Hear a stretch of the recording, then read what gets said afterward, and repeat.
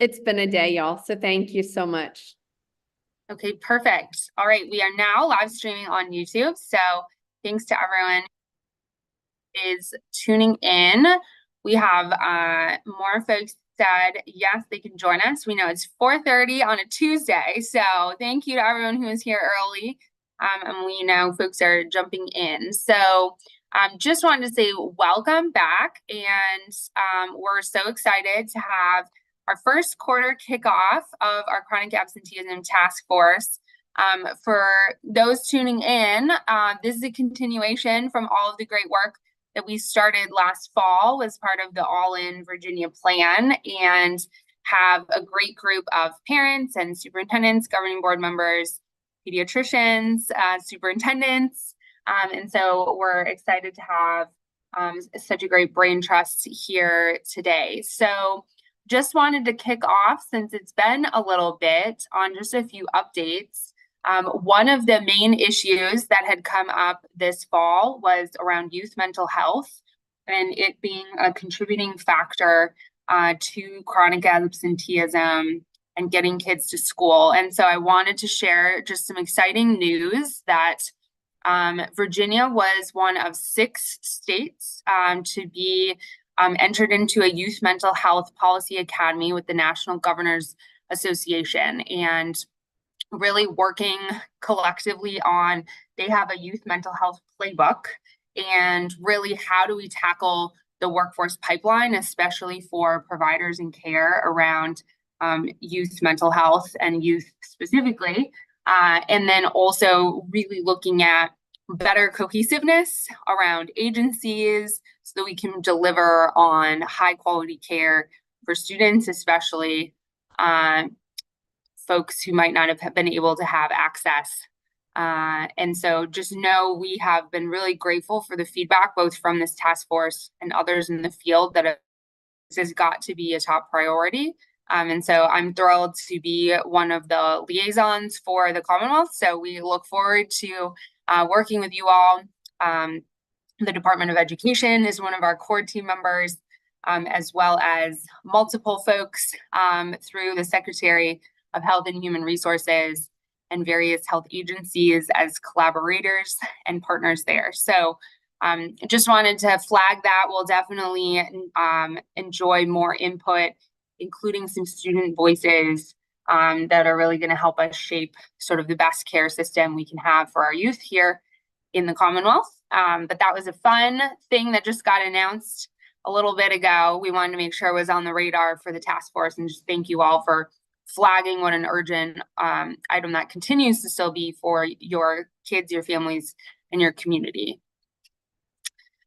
So that was my first kickoff, and we really just wanted to spend a few minutes up front on just some of the great data that's starting to come out.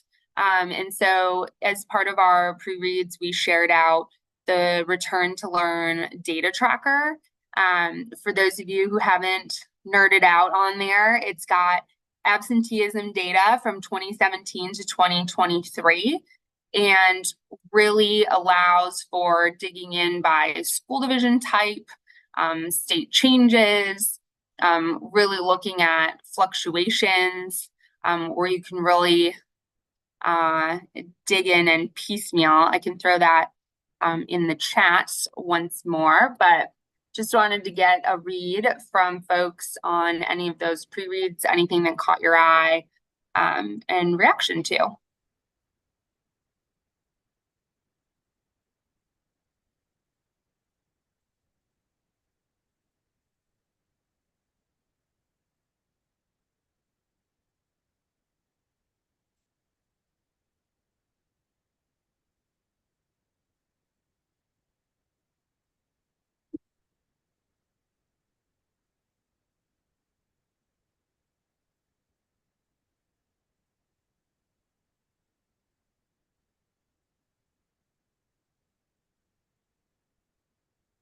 Hi, Dr. Mitchell. We're just kicking off with any reactions to any of the pre-reads. I just threw in the chat the Return to Learn tracker, just in case it didn't come up, but just starting to see some great data pouring out from other states. and trends that we can pull from. Okay, I just got here. I'm at the Northern Neck Technical Center. No, you're great. And I'm just trying to get set up because I have a meeting tonight at 6:30. Yeah, perfect. Yeah. Well, Dr. Coons, I want to put you quickly on the spot. AEI featured Virginia and Dr. Coons earlier this year about chronic absenteeism and our All in Virginia plan. Obviously, you are definitely at the heartbeat of what is happening. So love to see if you have any updates or reflections as part of this kickoff. Yeah, I think one of the most powerful opportunities in the AEI experience was to talk about the importance of elevating voice and focus. And that's one of the most things I'm most proud of this task force, is that a lot of other states don't have a statewide task force, don't have a cross-functioning task force with, you know, the YMCA leader from Petersburg and a family member from Northern Virginia, and our health and pediatricians and our school folks and principals and superintendents. And I think that's one of the unique opportunities, and really what a lot of different people talked about, including the U.S. Department of Ed in a post conversation, was how important it was to have a statewide voice and a statewide elevation. Because a lot of times there's a lot of noise about a lot of different things for people to focus on, but I'm really proud that we have taken a statewide focus and a statewide voice, and the governor has brought us together in this task force to really call out how important it is to re-engage families and think about education, think about re-engaging school, thinking about removing those barriers. Emily, and you talked about the great mental health work and really connecting mental health resources. I think we need to continue to speak. And one of the things I've had the opportunity to do is really help our families understand that our schools are the hubs of resources. If you are having transportation challenges, or if you are having engagement challenges, if you're having health challenges, or if you're having mental health needs, your school can help you get connected. So it's really exciting to me to hear about the mental health resources and supports that we are continuing to pour into our schools, because they truly are the connectors for our families. And that was a lot of the conversation that we had at AEI, is how important it is to help connect the resources and think about the wraparound supports for our students. If our families aren't able to connect with their schools, there's a lot less opportunities for them to connect with resources. So I'm incredibly proud of this. I also want to give a shout out to this group. Several of the superintendents on this call, I see Doug and Chip and Clint. And Clint, your ears might have been burning because I gave you a shout out earlier today about this presentation at Bass, where you really talk to your colleagues. Bass is our state organization for superintendents. You really talked about the chronic absenteeism work, the focus of the different components of the work. Michelle Mitchell is coming on. She talked a lot about the mental health things that you talked about just a few minutes, Emily Ann, but you shared with your colleagues how important this is, all of the work you're doing, your practices. And after that meeting, we had several superintendents come up and ask for another sharing. So sparring out of this opportunity has come the opportunity for other superintendents to hear your voice, but now the superintendents want to have their attendance coordinators hear their voice. So the impact of this group may feel like a couple of hours on a Tuesday afternoon, but you're really starting to change the tide, not only for Virginia, but when I had the opportunity to go to AEI, there are other states across the country really looking at the coordinated work. And it starts with the leadership on this call and the willingness to speak about the things and share those.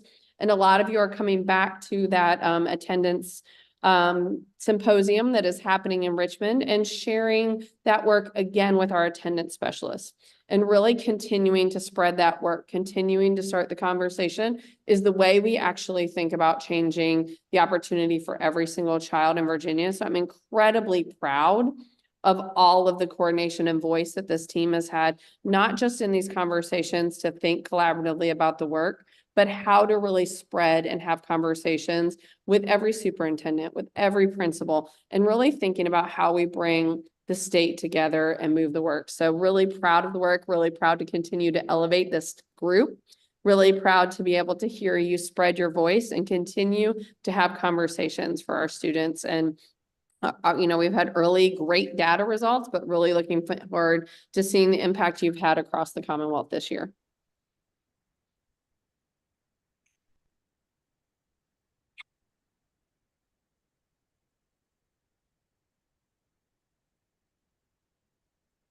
Any other? We might have given them enough stall time I know. to get some folks to share with us about some of the pre-reading and things they were thinking. Or we could use our teacher voice and cold call a couple folks if they'd like us to do that as well.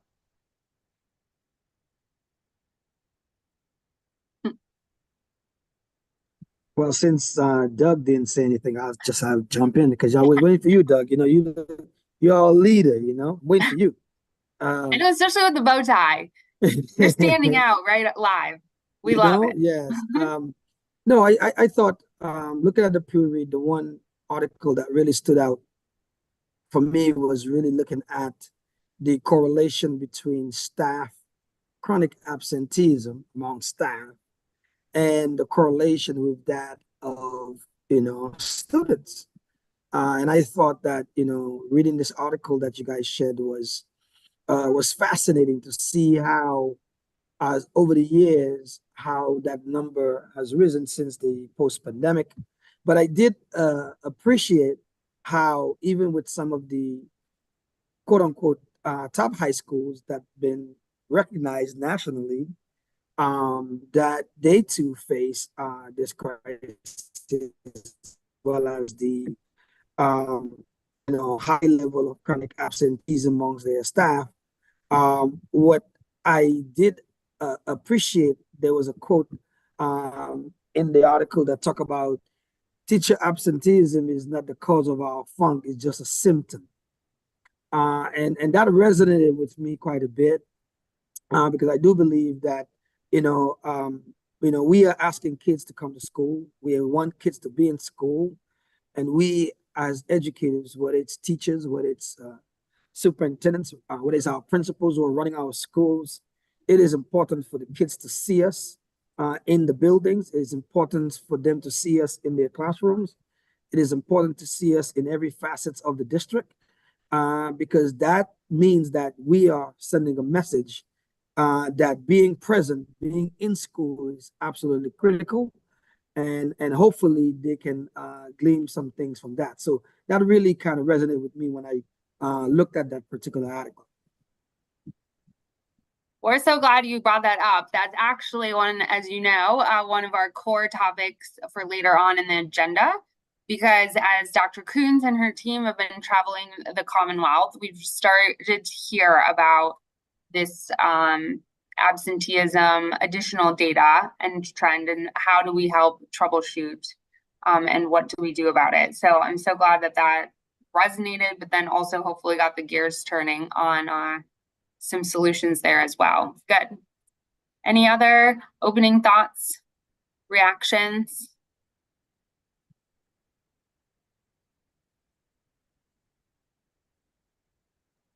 Sorry about that. Just a handout that was in there regarding the strategies to address chronic absenteeism. There was a check and connect piece in that article that helped reinforce really a lot of the thoughts behind chronic absenteeism, just making sure you're building those relationships and continuously finding ways to help our students understand why it's important to be in school and feeling like they're wanted to be in school. But that check and connect piece, I think, is and that was the terms they used, but this all goes back to relationships and just trying to make sure that we're building relationships from every angle possible. And I think that's certainly what we have seen. It makes a difference, truly makes a difference. Well said. Thank you.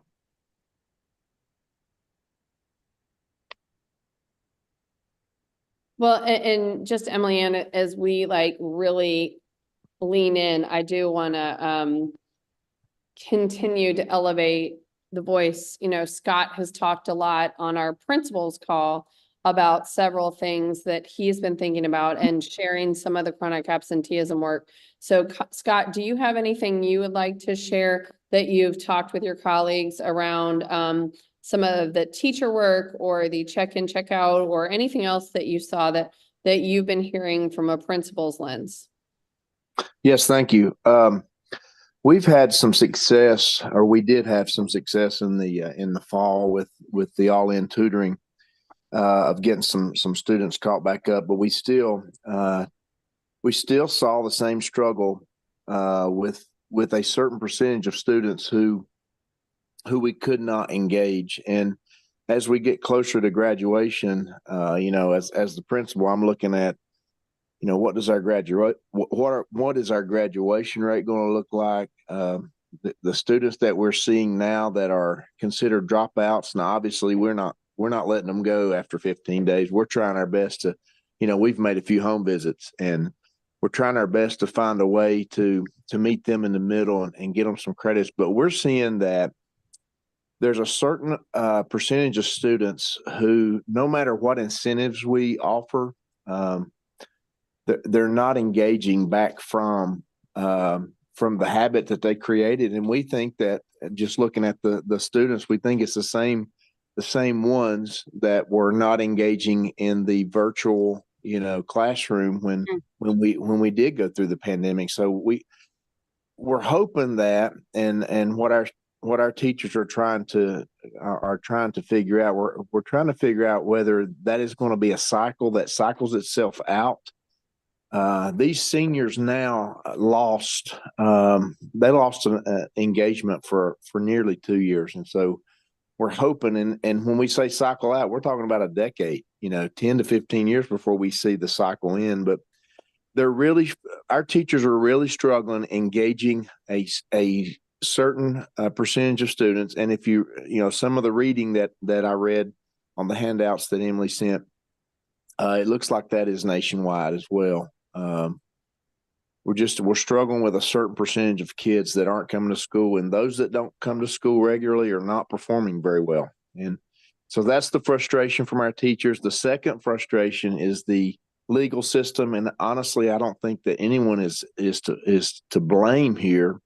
We just need maybe a better connection with the court system. And we've got, in a small town we're in now, in Gate City, we're in the ears of the lawmakers and the judge and, the prosecuting attorneys and folks who can, and we're trying, and they're reaching out to us and asking, how can we help as well? But nothing seems to be helping with that percentage of students. And that's the frustration point with our teachers. And so that's the biggest thing we hear from them is just how hard it is to connect with that one group of students that we lost.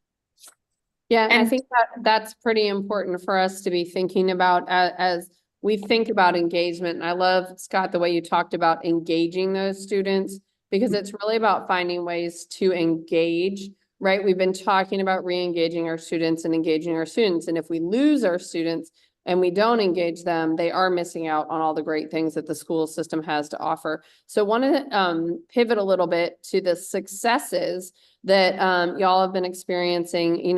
Scott has laid out the challenge. How do we re-engage those children who are hard to re-engage, and those children we don't want to lose an entire generation of? So would really like to turn it over to those of you who haven't spoken, or those of you that have, to talk about some of the successes you've seen around engaging our children back in school and thinking about how we engage those students so we don't have that lost set of kiddos.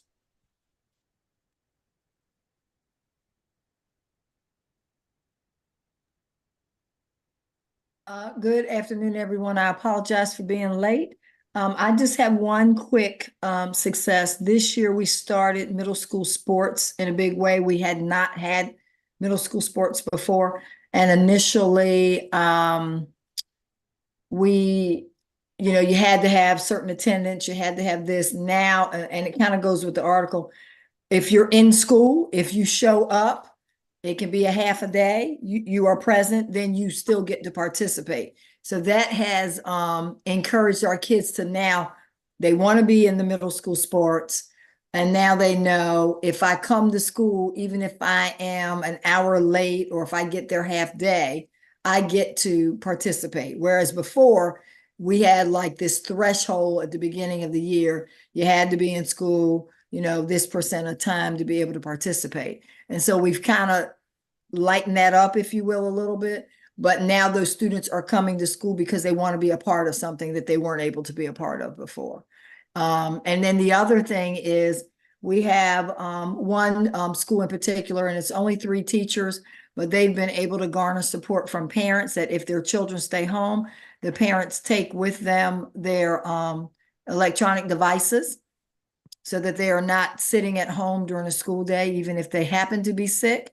They're not on their devices. So that those 3 teachers, students are coming to school because there's not a whole lot for them to do at home.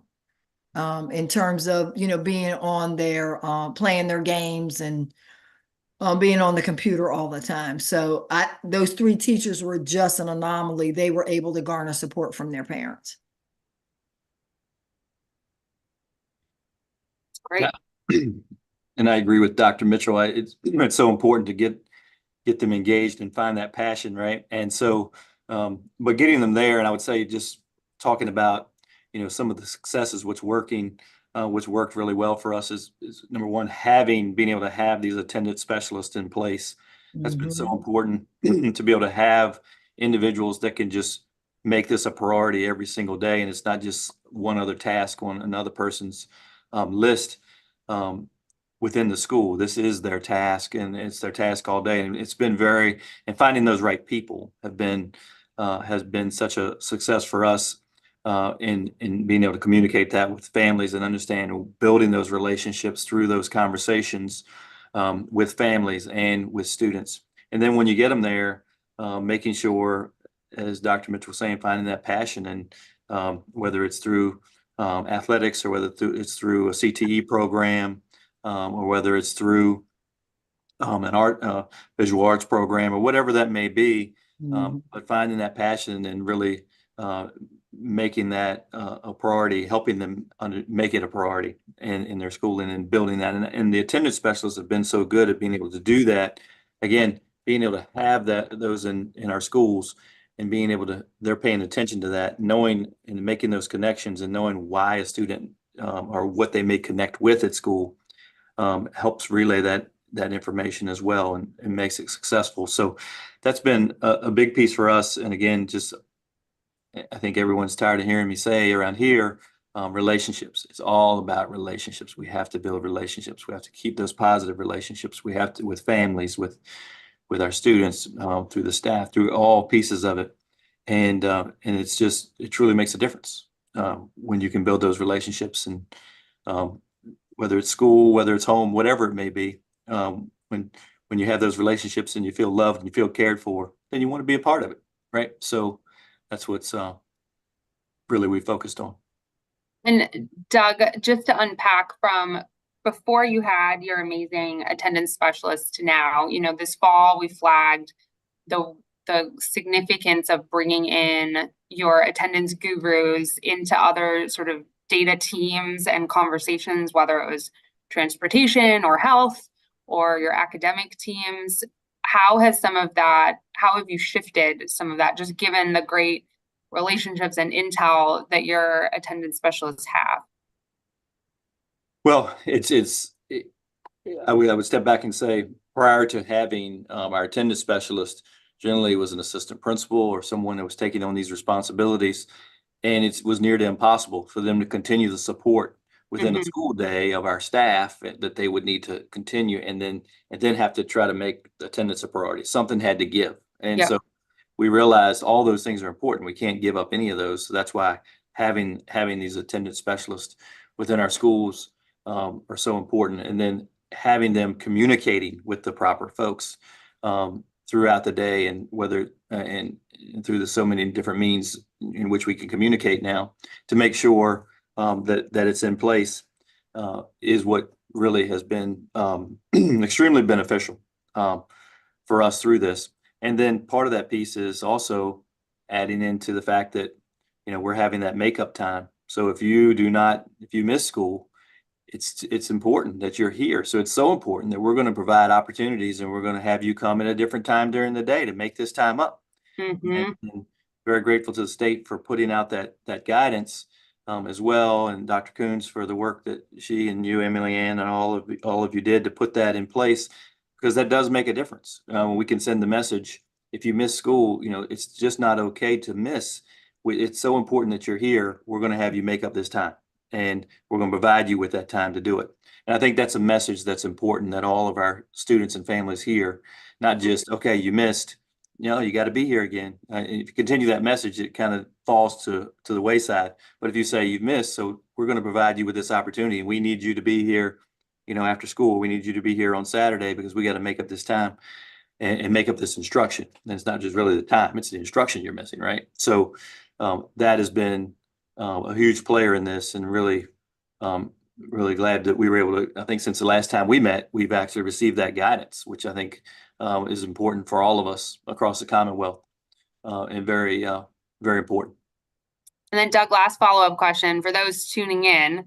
How have you built that buy-in from your team that if students miss, like I'm all in on extra Saturdays, et cetera? Well, I think what's important is that we're trying to help our students not want to, having the makeup piece is a means to getting them to come every day, right? So we're saying it's not just okay to miss. So we need you here during the regular school day. And that's what our staff is bought into, is the fact that we need them here during the day. So let's work through these means to build a mentality that missing school is not good. So we need you here during the day. So very grateful to the staff who've been all in and trying to make sure we have those methods and pathways to make sure we can continue to instill that mindset of missing school is not okay. So we need you here. And certainly if you're sick, we understand, but if not, we need you here, and we want you here. We love you. We're going to take care of you, and being here is what it's all about. So, so again, I said this early on in one of our first meetings I think we've had, that one of the unintended consequences to chronic absenteeism and so forth is just stressing the stress it puts on our staff and the teachers of having to make up so much, or the additional workload it puts on them to only maintain what you're doing. When you work harder, you expect better results, right? I mean, that was just a mindset that comes with it. And so when our staff trying to work so much harder because students have been absent, which we used to have maybe a couple students absent, and then you have 7 students absent, you're working so much harder just to maintain, and that's sort of demoralizing to anyone, right, who's doing that. To have to work so much harder only to maintain those results. So with that, the mindset of buying in to say, hey, we're with all these things in place, if we can do this, we're going to change this mindset of our students, and they're going to be here in school, and this is going to make your world so much easier. So as you're working harder, you're going to get much better results, not just maintaining results. So sorry, I'm rambling on, but it's just that is a passion, real passion of how I feel about this. Is, as we have this teacher crisis across this country, Virginia's not immune to it. Louisa County's not immune to it. We've got to do everything we can to support teachers, and this is a big piece of it, is helping get our kids in school and trying to figure out how we can make that happen so we can keep them in the classroom, because we need quality staff in every classroom, and that's going to be a big deal. Emily, and I'd love to lean into that for a second. I think that's an important conversation. A lot of what we're hearing from our educators are around workplace conditions and the importance of having high quality workplace conditions. The other thing we're hearing is that one of the biggest challenges of having a strong workplace condition is having kids come in and out, in and out, and in and out, and having continuity of instruction, right? Like if I have students miss today and then other students miss tomorrow, and then these students come back, it makes that job for a teacher that much harder to create a great learning experience for all students. So I really want to lean into that comment as we start to talk about some of the other pieces of the article that you're going to lead us into. I think that's a really good segue, that we have to, everyone attending on a regular basis, our students, our teachers, allow us to have a strong learning culture, and re-emphasizing that engagement and that importance in the variety of ways that our superintendents just talked about is really important, because as we make workplace conditions harder, kiddos not coming to school, coming in and out, or our teachers coming in and out, and not having consistent teachers in classrooms, it makes the entire condition of that school that much harder for learning to happen every day. So I know you have a lean in for our topic, so I just kind of wanted to highlight that again for what Dr. Straley said. Before we kind of switch it a little bit and pivot to that topic, I do want to add one thing that we've had some success with is our Second Chance Breakfast program.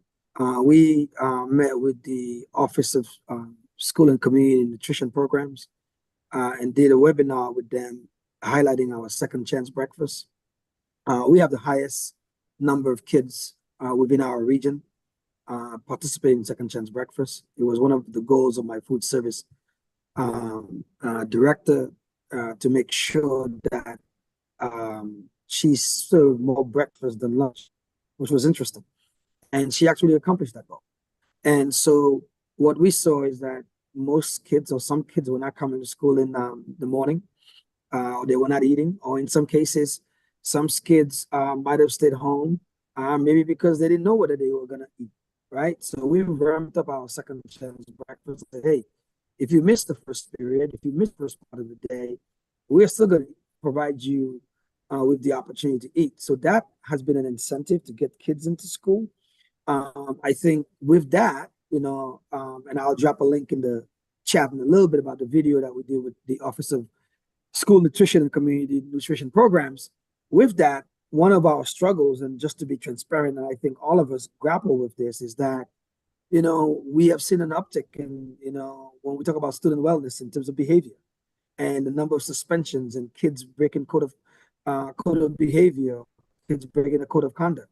And what that has created was, even though we've put a lot of things in place to really combat and deal with the chronic absenteeism issue, what we are seeing a little bit is the disciplinary piece has kind of ramped up, which sort of kind of like create a little bit of a negative impact in terms of what our results could potentially have been with the things that we're putting in place. And I know from talking to some of my colleagues in my region, we talk a lot about that code of conduct, major violations, and those things that happen that have to put kids out of school.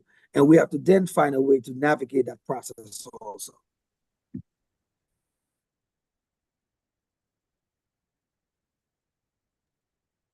Hi, this is Tian. I'd like to make a comment on some of the things that our county, Fairfax County in Northern Virginia, has done. So the current school year, they definitely had put great emphasis trying to correct this absenteeism issue. So one of the disciplinary decision and action they included in the students' roles and responsibility was now for every three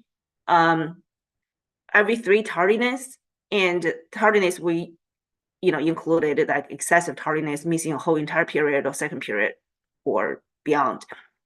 And for every three, and teachers are for each particular class, not for like all class together. For like every one particular class, if there's three tardiness, and the teacher can refer the student to the principal's office.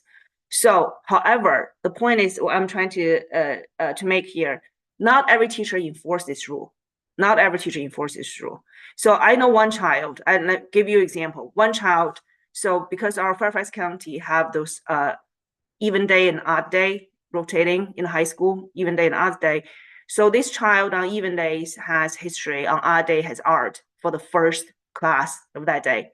So the art teacher is very strict and strictly enforce the rule for every three tardiness, and she would refer the student to the principal office. So for this child, on the odd days with the art teacher, she was rarely tardy because the teacher is strict enforcing the rule. However, the history teacher on the even days, she did not and would not enforce the rules, despite the parent had reached out to her several times and please enforce the rules and send my child to the principal's office because we need to correct this kind of behavior. And the teacher just wouldn't enforce the rules. So for every other day, on the history class, with the history class being the first class of the day, that student consistently being tardy, because the teacher is not enforcing the rule. And on the other days, the art teacher is enforcing the rules, the students rarely was tardy. So, and having a rule place in disciplinary measure in place is very important. And I'm sure, I understand it doesn't work for every student, but for the student who this kind of disciplinary measure does work for, the students who, take this seriously, and the teachers are enforcing the rules, there is a positive outcome of it.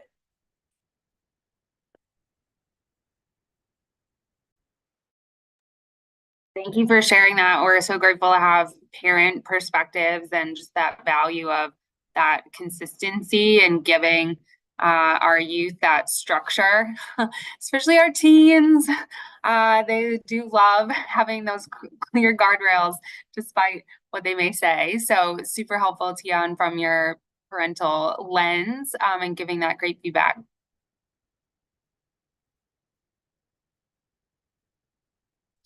Chip or Marco, do either of you want to spotlight any of the best practices underway? Well, good afternoon. Yes, in Cumberland, our chronic absenteeism rates are improving, but I think we've been more intentional on making sure, the field trips that we take our kids on, whether it's elementary, middle, or high, especially more of a career focus for our high school students, so students can see, life after high school, whether it's to local community colleges, whether it's to four-year institutions. In elementary school, just getting them sometimes outside of the county, because we're a small rural county, and sometimes, we take it for granted that we can just hop in our vehicles and cross county lines and different things. Well, a lot of our kids don't always get to do that. So to give them those life experiences. And, in working to make sure we have timely communication with families, like whether it's an email, whether it's a phone call or so forth, if someone reaches out to you, that we are doing our part to get back in touch with the family and different things. And, our elementary and our middle school this past Friday, it was a big day in Cumberland. They both had dances. So our elementary school had a very important person dance where each elementary school student got to bring somebody that was important to them. And it was on a Friday evening, and we took our gym and we took our library and just kind of made it like a ballroom, actually, with red carpet and different things like that. Our middle school did a night in Paris where, kids got to dress up and do different things and so forth. And the power of those things is, I talked to a 7th grade student who has a disability, and he went to the dance. So I asked him, how was it? Because he got contacts, he got dressed up and different things, and mobility is an issue for him. But he said, I did something I had never done. And I was, when you're a school administrator, you're like, what are we gonna say here? And so he said, I got to dance with someone. So that makes all the planning and different things, that makes it so well worth it right there, because that was a big moment for him, and it lets him see school in a different light and different things. And you celebrate those and you make big deals of it and so forth. And then, this, just to kind of because this time of year, you're in budget time, you're in all kinds of different things, and you hear a lot of things about a lot of things. So just getting the positives out about Cumberland County Public Schools, going to the local radio stations and celebrating, all the great things that are going on and so forth. So we've started going to the 2 local radio stations every month. Go in and we do interviews and we send highlights and so forth. And then going to a local board of supervisors meeting. I'm the first person on their agenda every month, and I have to do a presentation about the schools. And what that does is it shows all the good things that are going on in the school system, and you get to an audience that may not know everything about the school that's going on. And once you do that, then you present that back out, you send it out to the staff about, hey, here are the things that we're highlighting and different things such as that. So I hope all that pays off in different things, just celebrating the moments and different things. So I guess what I'm saying is we're trying to be more intentional with what we do. Yeah. And owning what's not going well and then celebrating what is going well. So that's it. Thanks, Chip. I love that you're talking about knowing what you're doing intentionally. And I encourage everybody, one of the things that the team put in the action kit is to track what you're doing and how it's impacting.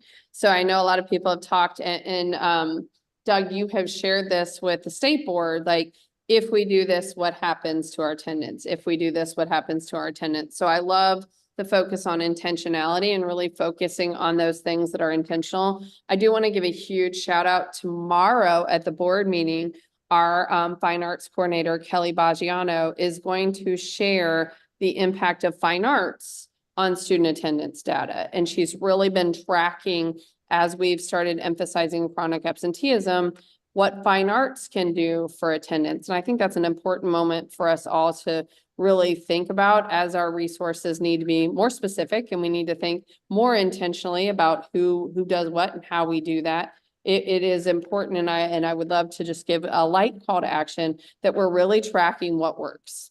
And we're really starting to understand, if we do this, this is what works. And if we do this, how does this work? So that we can genuinely spread the things that are working. Because I think a lot of times in education, we tend to throw a lot of things at the wall and try a lot of things, but we don't always know, like, what is actually moving the needle. So I love the fact that we are starting to talk about being intentional and what is working. And I know, Clint, you've done a lot of work with second chance breakfast and what's working with your attendance. I think it's important for all of us to be thinking about, what are we doing and how is it impacting, and how do we tell that story? As Chip mentioned, how do we share those stories? We are doing this because it's helping students be here. It's helping us get attendance in the right place. So I think that's really important for us to continue to elevate the intentionality, the data tracking, and what is working and why we're doing what we're doing as we're telling this story and working towards improving the engagement of our kiddos in school every day.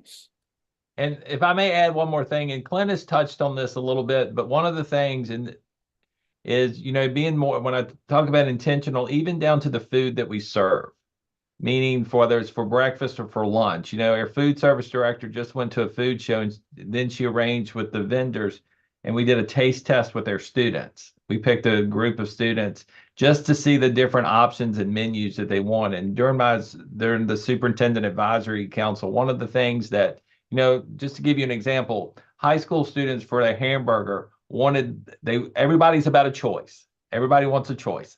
So that they wanted the choice whether they get lettuce, tomato, or cheese. So it's just a simple thing of putting it out, like they get to choose which lettuce, what cheese, what tomatoes. They love that, and the different things. And then having options of salads where they can choose whether they want this entree, or they can open a little door like you are in like a little refrigerator, and get their own salad and then pick their own salad dressings. They love those kind of things because it's giving them a choice and it's getting a voice, but just different things. So those things work. They may seem silly sometimes, but they mean a lot to a kid who encourages them to come to school and eat and do different things. So That's great. Well, in the spirit of some of that and choice, and also to Dr. Kuhn's comments on tracking, have certainly had some great outreach in the last few weeks around school divisions that are really connecting their transportation data with their attendance specialists. And just a great shout out to Richmond Public Schools for sort of a shuttle loop that they're running for their students, where maybe they missed first or second period, but we got some shout outs from some health professionals that said where youth mental health has limited that like on time arrival, but yet they're running sort of a quick fast track personalized loop to make sure that those students are able to show up with a smaller fleet vehicle. So wanted to give that a shout out. And we're kind of pivoting in the agenda just to talk about boards in a minute. Want to hear, how are your boards using some of your data, especially around attendance and chronic absenteeism? There was a well-deserved shout out to Prince William County Schools on their March 6th board meeting. They spotlighted their student attendance data, and this time last year, they were around 25% of their students were chronically absent, and now they're down to 17%. And I bring that up because they really were able to show we've got more work to do, but also that kind of transparency and snapshots into driving the conversation from sort of strategic leadership, obviously from the superintendent and board members, but then also pulling in that community, right? As you've said in prior task force meetings, like it takes everyone. And so being able to be that transparent. So we wanted to set a few minutes today. I don't see Chris on at the moment, but wanting to be able to just spotlight like how many of you are regularly sharing that with your boards, and is it working really well? And if not, why not yet? Because we certainly have seen some great local news coverage of folks that are really elevating that with their community and also saying, and we've got more to do and we need your help, right? As sort of an all call. So opening up for those of you, Clint, you're in your board meeting room, so I might challenge you, or what looks like possibly, is this on your agenda? And what are you, how are you hoping to leverage your governing board members? Thank you for asking. We have had conversations and presentations on our current state with our board. It is a question that some board members are very interested in, others maybe not as much. Yeah. And so every once in a while, we provide an update as to where we are in terms of looking at our overall chronic absenteeism data, particularly at the elementary school. My elementary school principal, Michelle Coates, big shout out to her. She's a data-driven type of principal, and she keeps tabs. And we discuss that as part of our VTSS meetings on a monthly basis with teachers. So we do a lot of work there. Yeah. So staff understand what we're doing with VTSS and kids who are chronically absent and what are we doing with them next. And then we share that with the board. I don't think, we've done the best job, really tracking our high school kiddos as we have done the elementary. But that is something that we typically share with the board most of the time in closed sessions, because really you have a couple of folks who are interested and wanting to know. But I do like the idea of putting a formal presentation together, not just for the board, but really for the town council, like Chip. I attend all town council meetings. I am on the agenda. I'm not first, Chip, but I am on the agenda, and I do share data with them. And I do have a monthly community meeting at one of the local restaurants, where the trivia night is a big thing on Thursdays. So I'll be there tomorrow, in a couple of days. Today's Tuesday. Yes, I'll be there in 2 days, providing really the state of the school. And typically we normally talk about chronic absenteeism and trying to get the grandparents who are raising children at Colonial Beach to make sure that they help us bring kids to school. So thank you for asking. Great. And I guess for Cumberland, I must say I think I have the best board. So just to kind of give them a shout out and the support that the work that they're doing and so forth, we are part of the VTSS, Virginia Tiered System of Support. So we do those formal presentations twice a year, where chronic absenteeism is a part of that. We've incorporated that into it. But with that, each school at a board meeting does a presentation on their school, meaning the principal or the assistant principal do this presentation. And my only parameter is you do the presentation. I don't say all the things that Chip Jones wants to hear you say to paint this story. I want you to talk about your school. And they talk about the chronic absenteeism and how it, the work and the focus, because it highlights the work that they're doing. Mm-hmm. It also highlights the work that their staff is doing, all of their staff, whether it's school nutrition, whether it's custodian, whether it's administrative assistants and so forth, teachers, paraprofessionals, and all that they're doing to make this a a community effort in engaging families and so forth. So that has been a part of their presentations. I don't say you have to do this. I want you to present on your school. I want you to this is your moment to highlight to the board and so forth all the work that you're doing. And that's gone very well. And I think the board appreciates that because it's not some box presentation. And I've told the board up front, my only thing is I gave them the date they're presenting and they are to present. I don't see their presentation in advance. So they may say something about Chip Jones and I don't know. We're all going to sit there and hear it together, and different things and so forth and smile. But so so I think that's going well. Great approaches. Definitely something that could be replicated. Well, and you talked, Chip, earlier about how do you tell this story and how you tell your voice. I think sometimes we forget that the opportunity to talk to our board is an opportunity to really share the work. A lot of times our board is looking for ways to help improve the school experience and help that opportunity. I think sharing this with the board is so important. And I love how you have this as part of the overall data package. It's not just, attendance is the gateway to getting students engaged, to getting them the learning opportunities they need. And I love that your principals are leading that conversation. So kudos.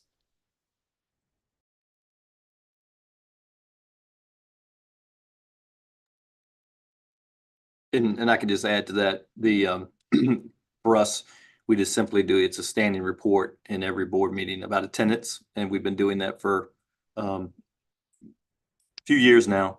But at each meeting, it's just a report about each school, their attendance, and, a number of students that are chronically absent at that point in the year, and just the percentage of attendance overall. So it's just a standing monthly report that we do for our board each month. Ours in Newport News is we provide it to the board, but it's not a standing presentation. It is a standing report. But when I meet with board members the Friday before the board meeting on 2-on-2s, we go a little bit more into detail about the attendance report. That previously had not really happened. So the board is quite encouraging with the trend, with the movement in the right direction. The other thing, in all of our principals meetings, we do review the attendance and preschool, elementary, middle, and high. The school with has lowered or decreased their chronic absenteeism the most percentages walks away with a trophy. So there's a lot of banter with because as adults, we are also competitive. And they do a lot of trash talking of who's going to take the trophy next. And so it really has gained quite a bit of momentum on each of those levels to really kind of spur people on. And then the winner does present in front of all the other principals to show what they've been doing that's different, that's having an impact, so that they can learn from each other.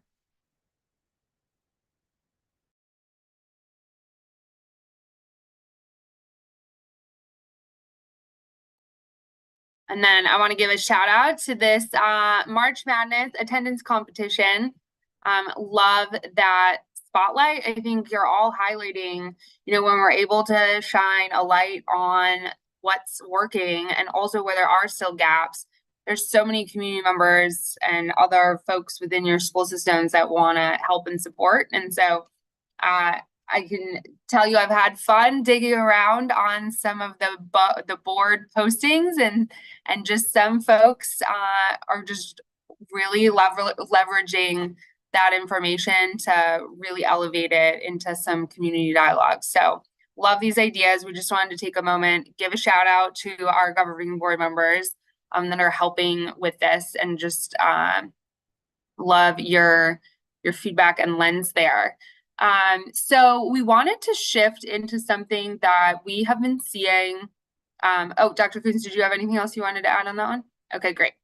So we wanted to shift into just something that it is starting to be elevated in regards to the spirit of data trends, and obviously inhibiting some school systems' ability to deliver on some of those goals that were set out in the All in Virginia efforts and all of your learning loss targets around teacher absenteeism. And, you know, we obviously are so grateful and love a huge shout out to the department for elevating our educators.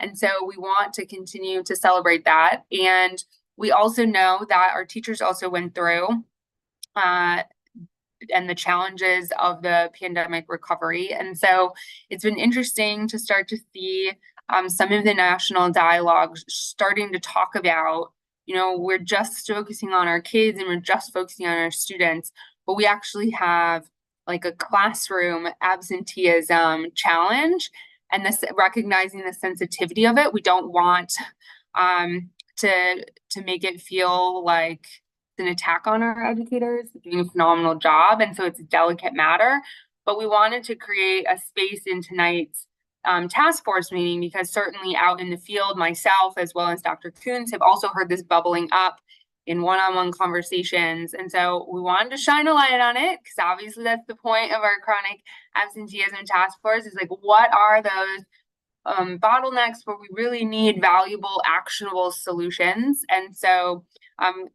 Clint, you opened this up well on that article. I can throw it back here in the chat, certainly not limited just to this, but you know, a lot of folks reached out into, I'm just glad that someone's finally talking about it, right? And so we wanted to make sure we could lift that onto this stage for both those who are tuning in as well as yourselves.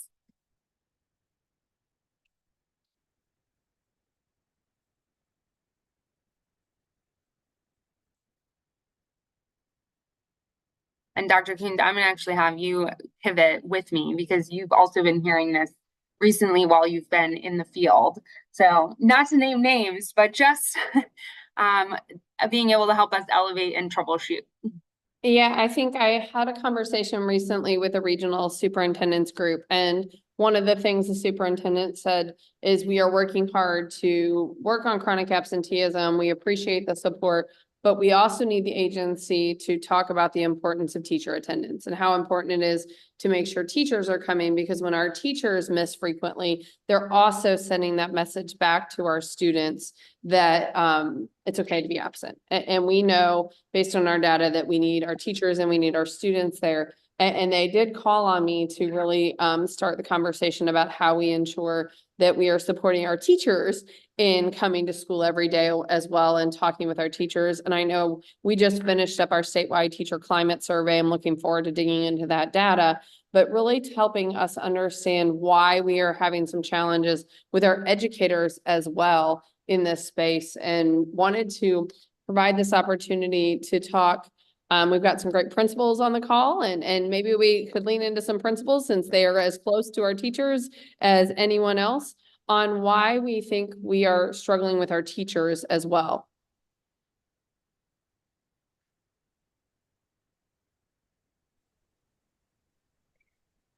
Hi, Dr. Coombs. This is Dr. Mabe. I do want to share that I believe that the stresses following the pandemic, the mental health issues, the family needs that we have seen have increased the teacher stress. And I think a lot of that is just how much care goes into that position as a teacher, and you vicariously feel all of the stress and trauma that of the children you're teaching.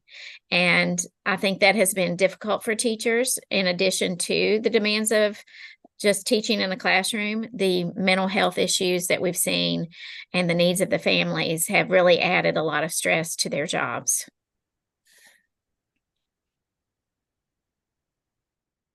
Thank you for sharing that.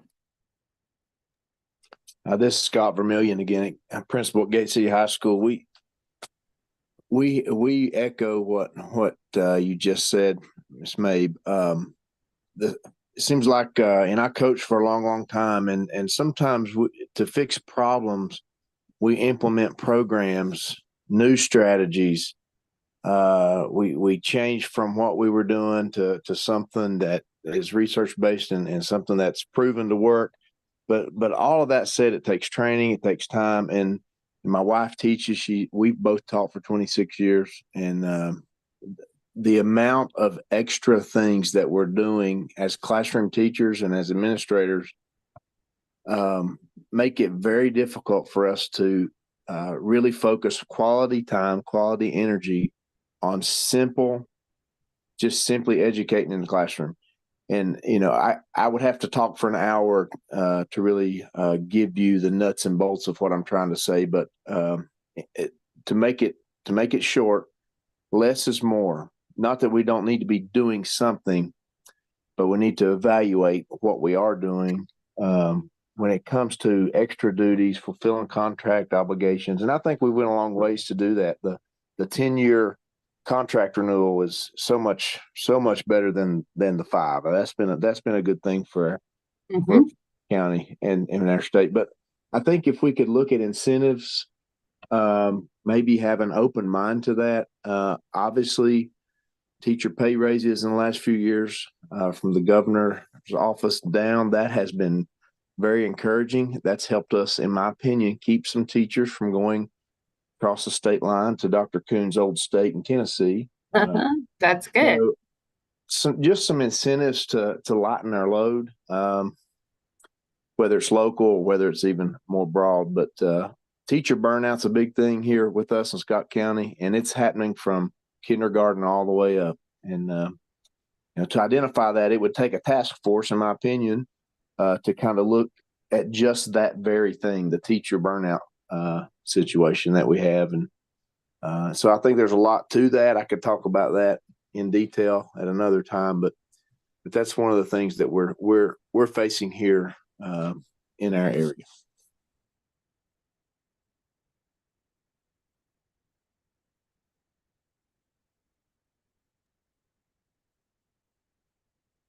Anyone have some strategies and solutions that you've found? I appreciate Dr.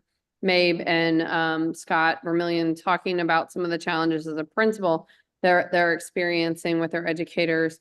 I love to turn it over to some of the other educators we have on the call, or our community partners or our parents. Are there some things that you're seeing that are really working to help us with our educators as well in this work?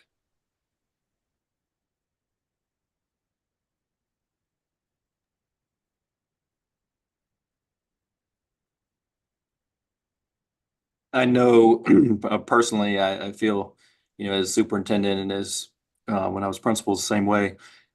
We just have to make sure we're supporting our staff and our teachers every way we can. And, whether that's resources, whether that's discipline, whether that's whatever that may be, we have to make sure we're there supporting our staff every step of the way. Teaching is tough. It's a tough job. And, and for me, that always rates at the top of our list is how can we support our teachers in the classroom? How can we make sure they have what they need, that they have an environment in which they can do what they do best, which is teach kids? And how can we make sure that environment's set up and they're getting support from the superintendent, the school board, and so forth with that. And I think that's an important key, something we try to really focus on here. Is making sure they have that, and I think that opens channels for them to be very open with us when they have concerns as well, to relay those concerns so we can try to take care of those problems as a whole. And that's easy to talk about. It's very hard work, and it's something, but it's no more important work than what I just said, in my opinion, as an educator. And I think one of the things that we've looked at is, let's talk about a school calendar. We can only offer so much pay. I mean, that, I would like, no other job do I think you can see what you're going to start out making, and in 30 years, you see that you're only be making $15,000 more. That's a whole nother conversation. But one of the things that we look at with a calendar is offer, we always think about a school calendar and families, but now we have to think about a school calendar and our staff, meaning that we build in professional learning days such as half days or work days or so forth, where we have more half day and work days in the upcoming calendar than I've seen in a while. But there's so many different initiatives that teachers, are with new standards, accreditation, and so forth, and implementation of new curriculums, that we needed to have time during a regular day for our staff than having to make them stay after school when they have their own families and different things such as that, and building it out that way. Is it an inconvenience for families? Probably, because there has to be childcare and there has to be this and that. But at some point, as superintendents, school principals, and school boards, it's kind of like a teeter-totter. Which group do you keep happy? But at the end of the day, you have to educate children. And to educate children, you need people in the classroom, and you need to make sure that you're taking care of them so that kids can get a good education. So I think school calendar and being more intentional of looking at that. Well, and Chip, you have sparked a conversation that I just had in Hopewell with Melody Hackney. She is not on this call, but she is a superintendent in Hopewell, and she has moved to a balanced calendar, which has intersessions built into the calendar so that there are more breaks during the year, and actually brings teachers who choose to come in and teach that additional time, make additional money, but kiddos too. So it gives some flexibility and some options and some choice for teachers. I will say, she said to me that having the teachers teach intersession, which is an opportunity to teach something they want.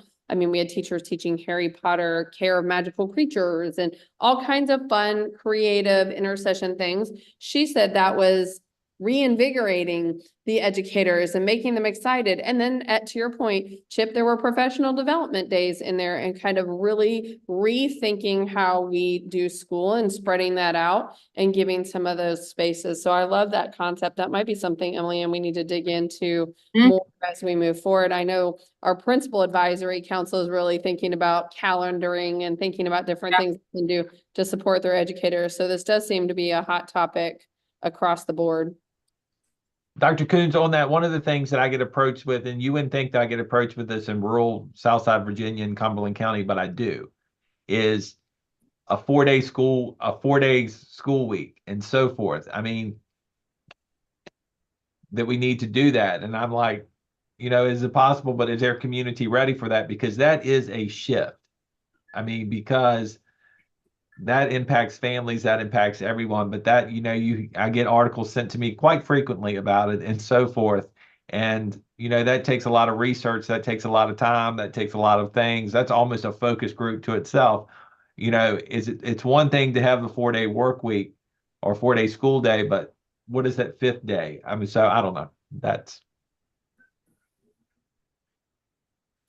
Well, and I think that's where, in situations like you have, Dr. Jones, in terms of how do you connect with area nonprofits and other things to provide out of school programming on that 5th day? What does that quite look like, from your boys and girls clubs, your big brothers, big sisters, your YMCAs, and all that, those other youth serving organizations, to, if we're going to move to a 4-day schedule, what can you do to provide something on that 5th day? Is there something we could partner with you to do, provide? It may be the space you're providing in the school or something in their area. So those are options. But in going back to the supporting teachers standpoint, it's something that has worked well here in the Tri-Cities Southside area. It's that support, not necessarily internally, but externally. Your community support. Our local chamber president has rallied local businesses, how we're supporting our schools, or how are we connecting businesses to a particular school to adopt a school. And on certain days that you're providing, hey, this restaurant is going to provide lunch for the teachers on this particular day. Not just focus on that teacher appreciation week or month, but how do you do that all year long so teachers are feeling that love from our community partners, and having that intentionality, having that person who's in your community partner, either your chamber president or someone that's in your school, your community development or your community liaison person in your school system, that their job is intentionality. How do we bring community partners to partner who do work with the school? So it's that community and schools partnership, because everyone on this on the Brady Bunch screen here knows the success of a particular locale is not economic development, it's the school's success. If a school is successful, it has a direct relation to how successful that economy is in that particular locale. So I want to see everyone should be jumping in to try to, hey, what can we do to help support the schools and our teachers who are those teachers, those heroes that don't wear capes and everything. What are we doing consistently throughout the year to provide that? Hey, maybe partnering with as I think someone has a fitness and family day. Maybe, you know what, we're going to have a particular person on this particular Wellness Wednesday. We're going to have teachers do a spirit, mind, and body session, maybe some yoga or Tai Chi that's bringing someone into the school, providing those wellnesses to the teachers, giving them that love and support. And as I say, how do we take care of those who are taking care of so many? That's where the focus and intentionality should be. Well said, Marco. Thank you for that. Good to draw on. Okay, I'm cognizant of time. So there's another item we wanted to help that's bubbled up from troubleshooting for our goal here at the task force. And so one was, now that you have so much data, as you opened with some trends, some students are getting back on track, best practices are working, but we are definitely seeing a national trend and some local trends around absenteeism, either sustaining or even growing in the sense of for students with disabilities. So we wanted to open up specifically around student groups in general as to if you have any additional best practices or supports. But number one, flagging that this is not just in Virginia. But number two, how do we make sure, because of all the data you've been collecting and looking at across teams, how are we also digging in on some of those subgroups where you're starting to see where those gaps are and being really intentional on those supports? And if you have any best practices to flag for those sort of student group trends. I have a comment on that particular issue, and not a best practice that I can share, not a comment of resolution I can provide, but it's just more of my observation. And I believe was one of the cause of the issues. I think, and we are very much aware that the nationwide shortage of a mental health professional in our country, and in particular in school district and its school therapists and school the counselors who providing mental health support are severely lacking. Like in my children's high school, McLean High School, they have about 2,000 students, and they don't only have 2 school therapists. And they're just absolutely inadequate. They're just not impossible. So for students who have behavior issues, and especially with mental health disabilities, and having those therapists in school are really helpful, because the therapists understand the school dynamic, the student dynamic, school culture, and certain things going on around school. They can provide very targeted advice and assistance. But when you have that many students and so few of therapists, that is counselors, that are able to provide that kind of help, that just is not going to resolve any of the problem. Because I have personally tried to schedule appointment with those therapists, and considering my own children, just not able to, just too busy, not able to. And so I don't know what's the solution for it, but I see that's an issue. And when students feel they're, especially those neurodivergent students, they don't have that kind of support at school. And I can see why they become discouraged of going. Well, you raise a great point. There is a new piece of legislation that was moving forward on a behavioral health technician that mirrors a lot of the qualifications of a school counselor, but also can then be leveraged within sort of the larger community around the school. And so it'll be the health teams that I have the pleasure of partnering with are definitely digging into, so what does that look like and what moves forward? But that certainly built off, Tian, of some of the feedback from this summer and early fall around like lack of access for youth to mental health providers and care, and trying to figure out, certainly not decreasing those qualifications, want high quality providers, but also how do we eliminate some of the access barriers if someone's not wanting to get a full doctorate, et cetera, and to make sure that we can get some high quality professionals to youth faster. So certainly one to watch, and we can hopefully provide an update on that in the next Q2 meeting. And Dr. Mitchell, I saw you come off. So I just had a real quick question as we talk about this new role that you were saying. You said they may have something similar to school counselors. I always advocate for school counselors because I believe that they are asked to do things that are beyond their skill level. I think school counselors are amazing, but they are not therapists.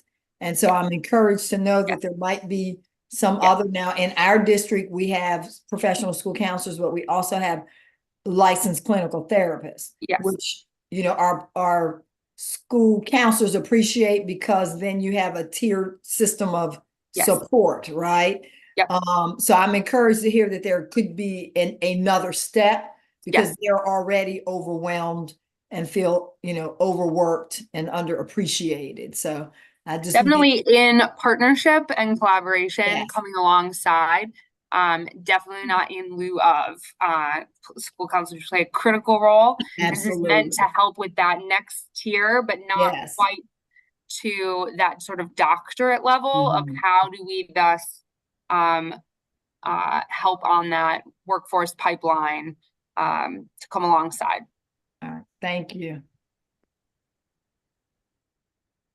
And Michelle, I did give a shout out. I don't know if you were on the call about the mental health work that you talked about with all state superintendent or all the superintendents at the state conference. And Emily Ann, you talked about some of the work and some of the grant funding we have to expand that. So I don't know if you want to just touch in that again and give Michelle an opportunity to talk about some of the things that she has seen in an impact of really building that mental health cadre within Newport News. Or Michelle, just tell us. Tell us about what the mental health, the youth mental health aid work that you've done, and youth mental health first aid that you have done, and some of the things you're seeing. I know you spoke at VAST and you talked to superintendents, but as one of the superintendents said to me when they walk away, she said, everybody needs to hear this. So I think the opportunity to keep telling the story of some of this youth mental health first aid and how important it is to have that training and cadre for all your staff. Having these escalated roles and supports are super important, but doing that training for your staff and the impact that's had. Okay, so in our district, we started small, but we have expanded where if you are a teacher, a professional school counselor, even an instructional assistant, you are required to take the youth mental health first aid course, so that everybody in every school, minus maybe our custodial staff, we've even had our bus drivers trained to know what to look for when children are having some mental health concerns. So it's no longer just on your teacher or no longer just on your professional school counselor. Everyone knows the signs to look for. We're not saying to them, you now have to intercede, but you need to know when a child is potentially in trouble and who to get that child to. We also have, is that hard for me, Emily Ann? Thank you. I had a long day today, so I needed that. I'll be following up. You've been recruited for being a messenger on this grant that Dr. Coons was talking about. Okay. And we also have in every one of our high schools, we have 10 students that have gone through the training, and they are a part of what we call Thrive. And I can't remember the acronym. I'm just too tired. But those students in their building champion, helping students understand that if you have a mental health challenge, you need to seek some support. So kids tend to listen to kids. So they facilitate town meetings. with the help of the staff that have been through the adult training. But they also, in the halls, if you walk down our middle school and high school halls, there are QR codes about different type of mental health disorders, and kids can click on the QR code, read about it, and they may say, oh my God, my friend Emily Ann is having this issue right here. And then they'll go and have a conversation with an adult in the building. And kids can automatically, from that QR code, sign up to see a professional school counselor, a licensed therapist, and then we have a student support specialist, which is in the middle. They have a mental health credential, but not the clinical. And then they triage to figure out, where does this student need to go? But I think the biggest thing really is that all of our staff, when you come on board as a new employee, in terms of people who interface with kids on a regular basis, they go through the youth mental health training. Initially our health department offered it, but now we have people who have been certified to teach the course. The other thing is, we did get a $7 million grant to begin a program similar to Future Teachers of America. So they're Future Social Workers of America, and they are our students, and the grant will help pay for them to go to college to get an undergrad and a master's, ending with a clinical license. And then they owe us 3 years as either a school social worker or a licensed clinical social worker. So we're really excited about just kind of looking at what we used to do for teachers to get young kids into teaching. And now we have a lot of students that are interested in going into the mental health field. I could go on and on because that's my real passion.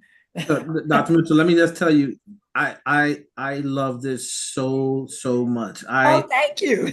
I had conversations, it's probably around pre-COVID, with some of my good folks with NAMI and Poplar Springs Clinic about, I know from a standpoint of the teachers, first aid CPR is a thing, but mental health first aid should be one of those required things as well.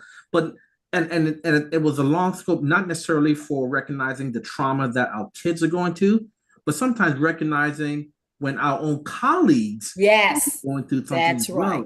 That's right. Something I see my man Chip is like, oh, Chip is something's going on over there. Let me just have some conversation. How can I do things to help Chip and everything? So that mental health first aid is so important, and I'm so glad that that's a thing and that you're pushing. Well, thank you. System.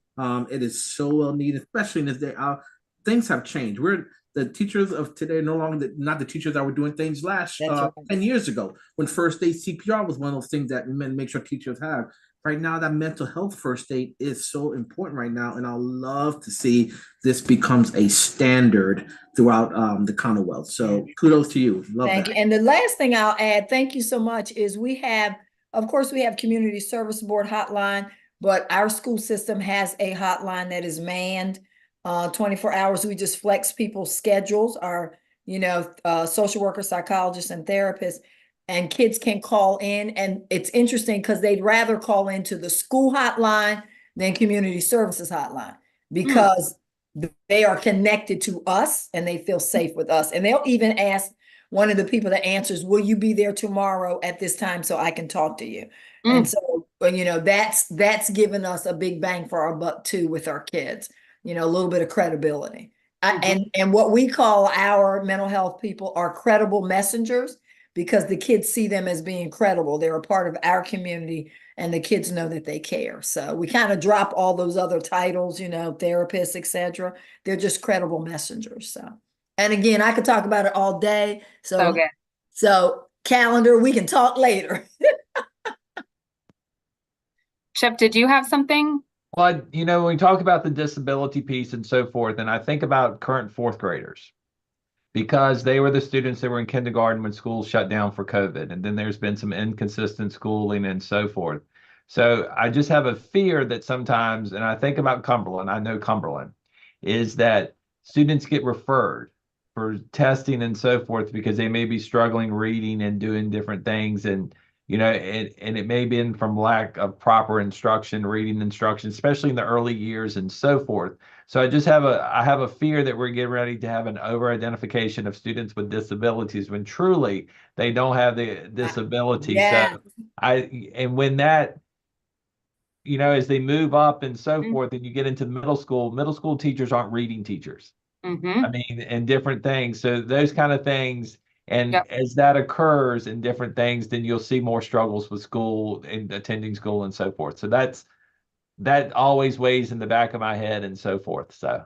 No, I'm glad you brought that up. We'll certainly flag that for future conversations of almost preventing the future chronic absenteeism, right? Of how do we troubleshoot now with prevention and educating. Because, and on that, and then I'll be quiet, is it would be interesting to see referral rates for testing or for students with how many referrals Yep. for students that are being referred for special education services. Yep. Well, And we'll I put think that and calendaring for sure on deck for our Q2 meeting. Tian, we're almost out of time. Do you have like 30 seconds? Right, 30 seconds. First of all, thank you, Ms. Mitchell. Brilliant idea. Absolutely love it. And I took notes. Now I will share that with our superintendent. Second, I just want to share McLean High School has some alternative support that I found was great. In addition to the school counselor and the clinical therapist. And the title was Systems of Support Advisor. So for this particular employee of the high school, he's the high school PE teacher and as well as a head coach for the wrestling team. What he does is he will take some, delinquent children and kids have chronic absenteeism issues. He would take these kids under his wing, basically, check on them almost on a daily basis. And where are you? Why not here? And another thing, they assign some of them, of course, with their students agree to be his team's assistant team manager, give them responsibility to constantly be engaged with the school activities and feel they're part of the community, contribute to some of the team activities. So there's a small team of assistant team managers on his wrestling team, which my son is one of the wrestlers. That's how I know. And some of the kids, and he just helped mentor those kids. Yeah. Well, we'd love to see that resource if you want to throw it in the chat or send it to us so we can share that out. Well, as always, lots of nuggets to scale, replicate, borrow, steal, leverage for kids, teachers, families. We certainly have flagged some of these items that are just still top of mind, pulling in more resources for our next meeting in a few months. And in the meantime, always looking to elevate those best practices through the department's website, all in, really keeping what is scalable. And then lastly, a huge shout out to Dr. Mitchell because there is a grant underway. So we will be working with the department and the health team to get that shared out about more access for those of you. Pretty fast window here, but getting the mental health first aid training. So we loved that PR push that you said. I might clip this little task force meeting and get that going. But certainly know that's top of mind for everyone. Dr. Coons, why don't you wrap us up? I want to second that. I'm so thankful for this team and I'm thankful for the conversations and want to reiterate that your conversations then spread to other conversations and spread to impact all across the state. So I appreciate your representation from Tian representing parents to Dr. Mabe and Dr. Vermillion representing principals, Marco for representing our community voice and making sure that we always have a seat at the table, and our superintendents who are always helping us continue to lead the charge across the Commonwealth and continue to challenge their peers to help all students across the Commonwealth, and really want to thank you, but also continue to elevate the important challenges we face and the solutions orientation that this group has to really help us continue to thoughtfully think through solutions that we need to advocate for at the state level and barriers we need to continue to find ways to remove. So thank you guys so much. Really appreciate the time and really appreciate Emily Ann for leading us through this meeting tonight. Thanks all. Thank you.